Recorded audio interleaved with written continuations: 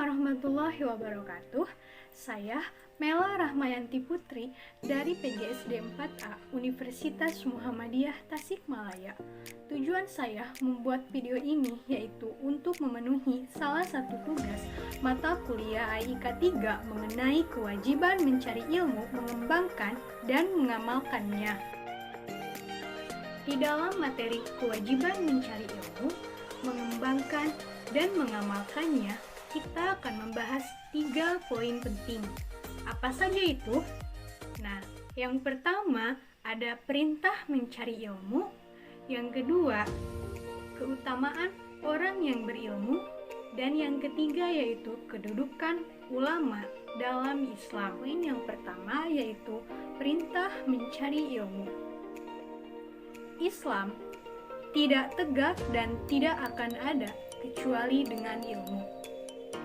Tidak ada cara dan jalan untuk mengenal Allah dan sampai kepadanya kecuali dengan ilmu. Allah lah yang telah menunjukkan jalan yang paling dekat dan mudah untuk sampai kepadanya. Dan barang siapa yang menempuh jalan tersebut tidak akan menyimpang dari tujuan yang dicita-citakannya.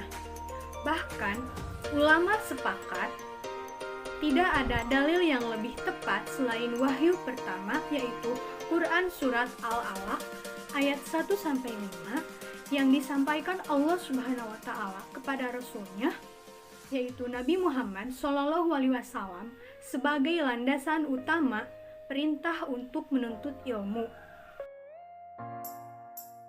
Rasulullah SAW juga menegaskan bahwa menuntut, memahami, dan meneladani ilmu agama Islam itu merupakan kewajiban utama bagi setiap muslim. Sebagaimana hadis yang diriwayatkan oleh Abi Sufyan radhiyallahu anhu, ia mendengar Rasulullah SAW telah bersabda, "Barang siapa yang dikehendaki menjadi orang baik oleh Allah, maka Allah akan memberikan kepahaman kepadanya dalam agama Islam." Hadis riwayat Bukhari Muslim. Memahami ilmu agama akan membuat seorang muslim baik dan benar dalam beribadah kepada Allah Subhanahu wa Ta'ala, jauh dari bid'ah atau hal-hal yang membatalkan ibadah kita, serta mampu membentengi diri dan keluarga dari akidah yang berbahaya. Menuntut ilmu dalam Islam hukumnya wajib. Para ahli fikih mengelompokkannya menjadi 2 bagian, yaitu yang pertama fardu ain dan yang kedua fardu kifayah. Yang pertama yaitu fardu ain. Maksud menuntut ilmu fardu ain yaitu setiap ilmu yang harus dipelajari oleh setiap muslim tentang ilmu agama Islam, agar akidahnya selamat, ibadahnya benar, dan muamalahnya lurus dan sesuai dengan yang disyariatkan Allah yang tertuang dalam Al-Quran dan hadis yang sahih. Pengertian mencari ilmu di sini adalah mencari ilmu agama Islam hukumnya wajib bagi setiap laki-laki dan perempuan. Kemudian yang kedua yaitu fardu kifayah. Kewajiban menuntut ilmu fardu kifayah maksudnya yaitu ilmu yang memperdalam ilmu-ilmu syariat dengan mempelajari, menghafal, dan membahasnya. Misalnya, spesialisasi ilmu-ilmu yang dibutuhkan umat Islam, seperti sistem pemerintahan, hukum kedokteran, perekonomian, dan lain-lain. Tetapi, jika sebagian dari mereka ada yang mengerjakannya, maka gugurlah kewajiban dari yang lainnya. Sedangkan, jika tidak ada seorang pun yang melakukannya, maka semua menanggung dosanya. Tidak ada jalan lain untuk mengenal Allah dan meraih ridhonya, serta menggapai keuntungan dan kedekatan dengannya, kecuali dengan ilmu. Ilmu adalah cahaya yang dengannya Allah mengutus para rasul, menurunkan kitab-kitab, dan dengannya pula memberi petunjuk dari kesesatan dan kebodohan. Dengan ilmu terungkaplah seluruh keraguan, khurafat, dan kerancuan. Sesuai dalam Al-Quran Surat Al-Maidah ayat 15 dan 16. Banyak jalan untuk menuntut ilmu agama. Antara lain yaitu mengikuti majelis taklim yang istiqomah, yang mengkaji Al-Quran dan hadis sahih di berbagai tempat dan media.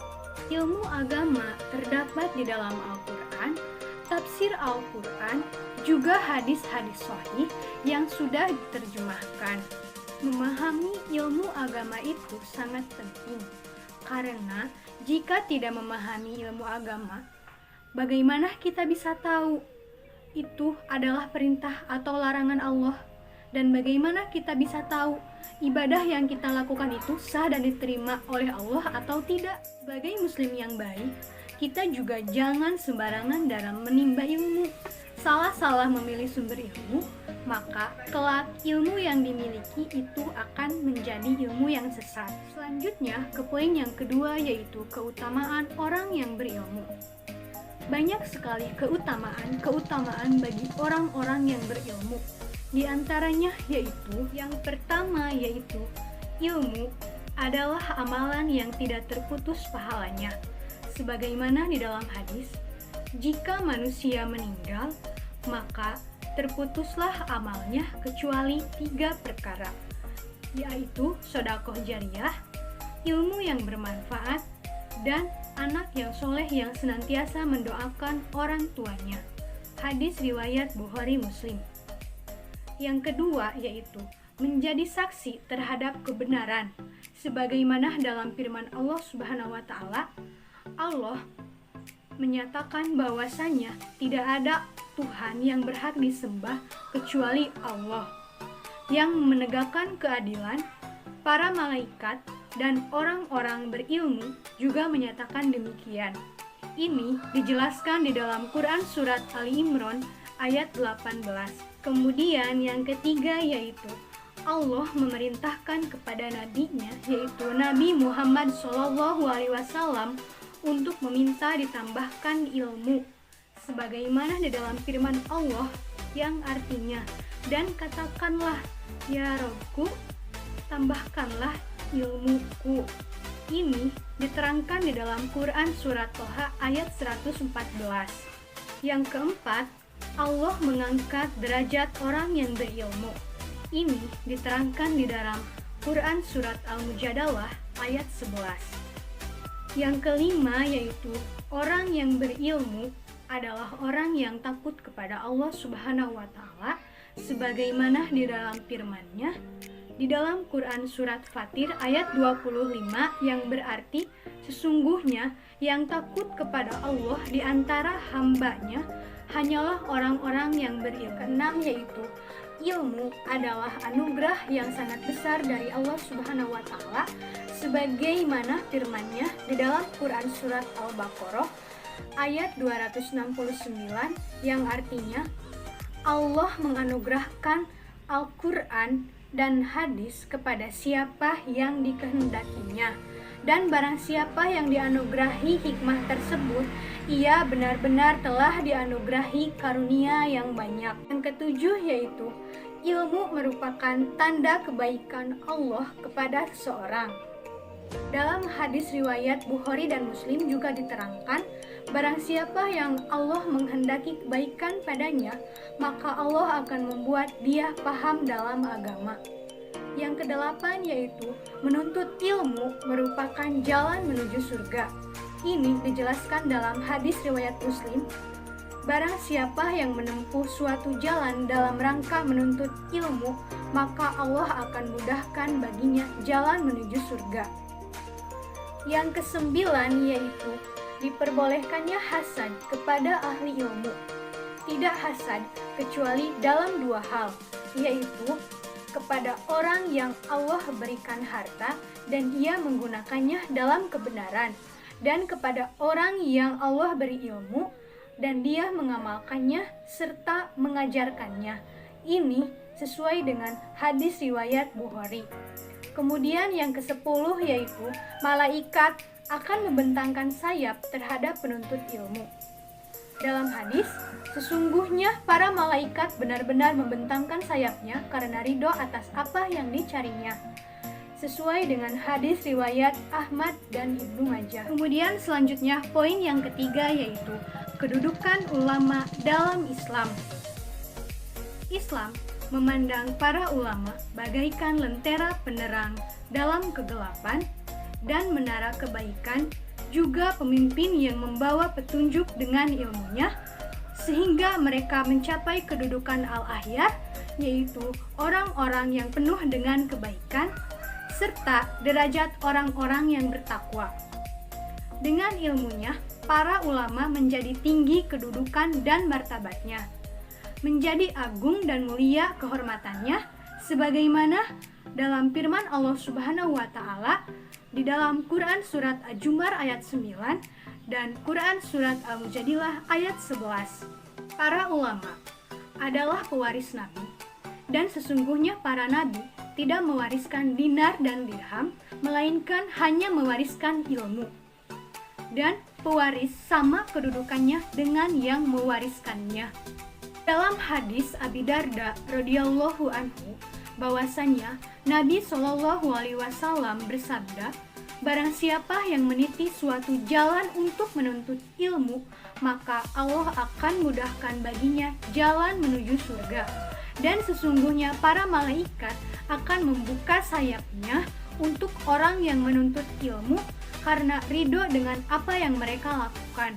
Dan sesungguhnya seorang yang alim akan dimohonkan ampun oleh makhluk yang ada di langit maupun yang ada di bumi, hingga ikan hiu yang berada di air.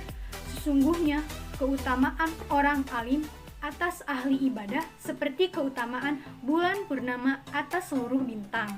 Para ulama telah mewarisi ilmu yang telah dibawa oleh para nabi dan melanjutkan peranan dakwah di tengah-tengah umatnya untuk menyeru kepada Allah dan ketaatan kepadanya. Juga melarang dari perbuatan maksiat serta membela agama Allah. Mereka berkedudukan seperti rasul-rasul antara Allah dan hamba-hambanya dalam memberi nasihat, penjelasan, dan petunjuk, serta untuk menegakkan hujah, menepis alasan yang tidak berdalih, dan menerangi jalan. Sufyan bin Uyainah berkata, manusia yang paling agung kedudukannya adalah yang menjadi perantara antara Allah dengan hamba-hambanya, yaitu para nabi dan ulama.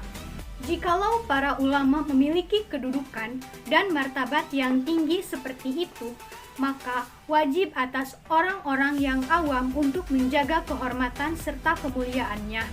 Dari Ubadah bin As-Somit radhiyallahu anhu, bahwasanya Rasulullah Shallallahu alaihi wasallam bersabda, bukan termasuk umatku orang yang tidak memuliakan orang yang lebih tua, tidak menyayangi yang lebih muda, dan tidak tahu kedudukan ulama.